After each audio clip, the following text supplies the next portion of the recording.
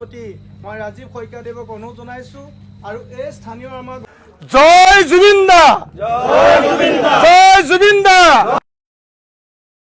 এই মুহূৰ্তত যেহেতু ভাৰতবৰ্ষৰ লগতে সমগ্ৰ অসমবাসী ৰাইজে জানে সকলোৰে হিয়াৰ আমঠু তথা অসমবাসী ৰাইজৰ হাৰ্টথ্ৰব জুবিন গাৰ্গ আমাৰ মাজৰ পৰা চিৰদিনৰ বাবে বিদায় লৈছে।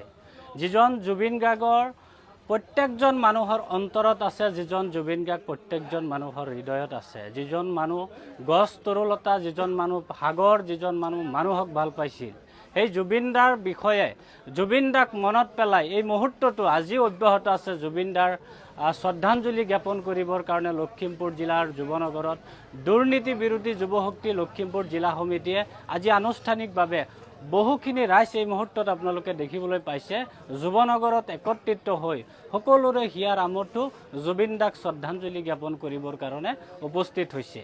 যিগৰাকী জুবিন দাই কৈছিল, মোৰ কোনো ধৰ্ম নাই, মোৰ কোনো জাতি নাই, ময়েই মুগ্ধ, মই কাঞ্চনজংঘা। মানুহক ভাল পাইছিল, কোনো হিন্দু মুছলিম কৰা নাছিল, প্ৰকৃততে মানুহক তেখেতে ভাল পাইছিল। আৰু সেইগৰাকী জুবিন দাক এই মুহূৰ্তত ভাৰতবৰ্ষৰ লগতে প্ৰত্যেকজন মানুহে মনত পেলাইছে। আৰু জুবিন দা হঠাৎ আমাৰ মাজৰ পৰা যদিও বিদায় লৈছে, প্ৰত্যেকজন ভাৰতবাসী মানুহৰ লগতে অসমবাসী ৰাইজৰ মনত জুবিন দা সদায় জীয়াই থাকিব, জুবিন দা অমৰ হৈ থাকিব।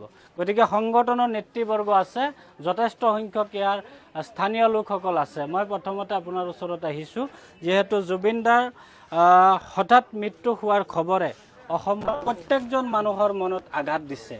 হয়, আপোনালোক সকলোৱে জানিছেই, আচলতে জুবিন দা এক অৰ্থত ক'বলৈ গ'লে আমাৰ মাজত মৃত্যু হোৱা নাই।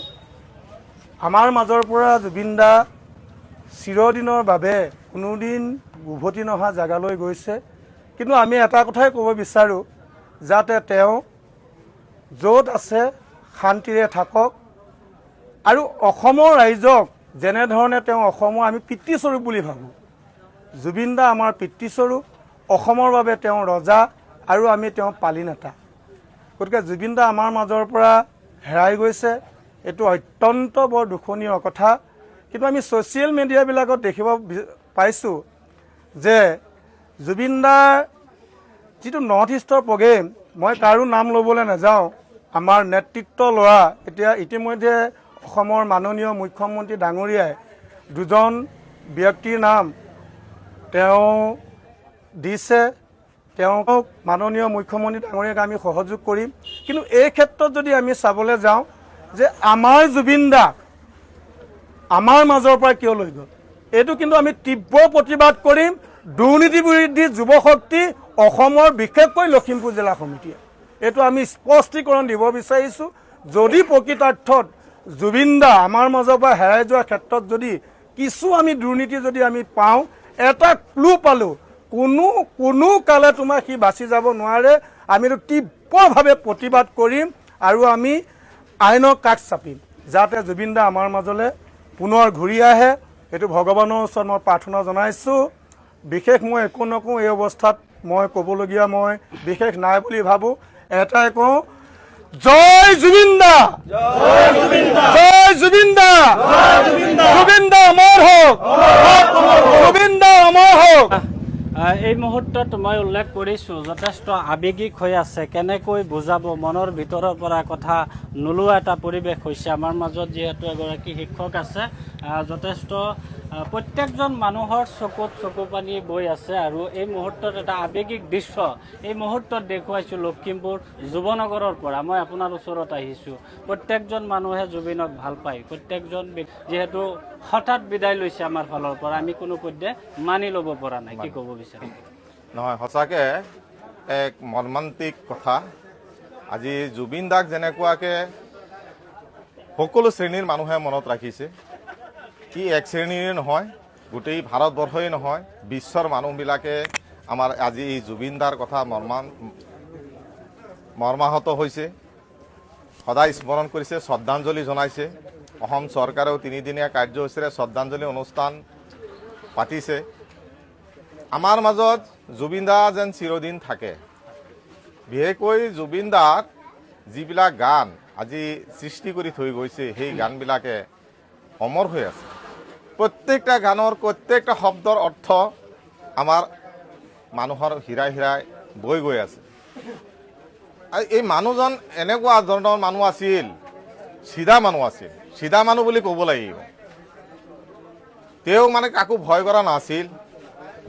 আমি লগ পাইছোঁ, যেতিয়া মই লগ পাইছোঁ 2022 চনৰ 10 জানুৱাৰী তাৰিখে জুবিন দাক মই লগ পালোঁ ফিল্ডত। মই এই ফুটবল খেলিব জানে আৰু তাৰ একাদশ এটা ফুটবল খেলিছিল। তেতিয়া মই লগ পাইছিলোঁ, বহুত ভাল লাগিছিল, খেলিবলৈ ইচ্ছা কৰি আহিছিল। যদিও ডেকা চামৰ লগত খেলিছিল তথাপিও ভাল পাইছিলে। দৌলতপুৰত খেলা হৈছিল, মই তেতিয়া লগ পাইছিলোঁ যে ভাল লাগিছিল।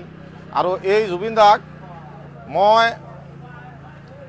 আমি আজি যুৱনগৰ যি আঞ্চলিক সমিতি দুৰ্নীতি বিৰোধী যুৱ শক্তি অসমে শ্ৰদ্ধাঞ্জলি অনুষ্ঠান অৰ্পণ কৰিছে। মই ভাবিছোঁ অকল ইয়াতে অৰ্পণ কৰিলেই কামটো শেষ হৈ নাযাব। ইয়াৰ জিলা সমিতি আছে, আমাৰ জিলা সমিতিৰ বিষয়ববীয়াসকলো আছে। জুবিনদাৰো যাতে প্ৰতিমূৰ্তি বা স্মৰণ কৰিব পৰা যদি কিবা চিহ্ন ব্যৱস্থা কৰিব পাৰে তেতিয়া আজীৱনলৈকে তাত থাকিব আৰু আমাৰ নৱপ্ৰজন্ম চামেও জুবিনদাৰ বিষয়ে জানিব পাৰিব। আৰু আমাৰ হয়তো অসম চৰকাৰেও এই জুবিনদাৰ বিষয়ে কিতাপ পত্ৰত পাঠতো হয়তো লিপিবদ্ধ কৰিব। সেইখিনি কথা নৱপ্ৰজন্ম চামে যাতে জানিব পাৰে, শিকিব পাৰে। ইয়াৰ পিছতে যুৱনগৰ দুৰ্নীতি বিৰোধী যুৱ শক্তি অসমৰ যুৱনগৰ আঞ্চলিকৰ সভাপতি আছে। মই আপোনাৰ ওচৰত আহিছোঁ, কি ক'ব? হয়, নিশ্চয়।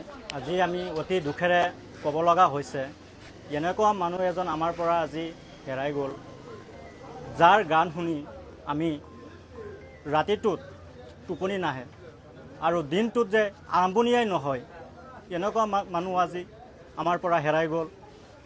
তেখেত আমাৰ মাজৰ পৰা গুচি যোৱা নাই, সদায় আমাৰ মাজত তেখেত থাকিব, জীয়াই থাকিব। আমি তেখেতৰ আজি শ্ৰদ্ধাঞ্জলি অনুষ্ঠান আয়োজন কৰিছোঁ আৰু সকলো অসমবাসীক অনুৰোধ জনাইছোঁ তেখেতৰ কাৰণে সকলোৱে দোৱা কৰিব। তেখেতৰ আত্মাৰ সদগতিৰ কামনাৰে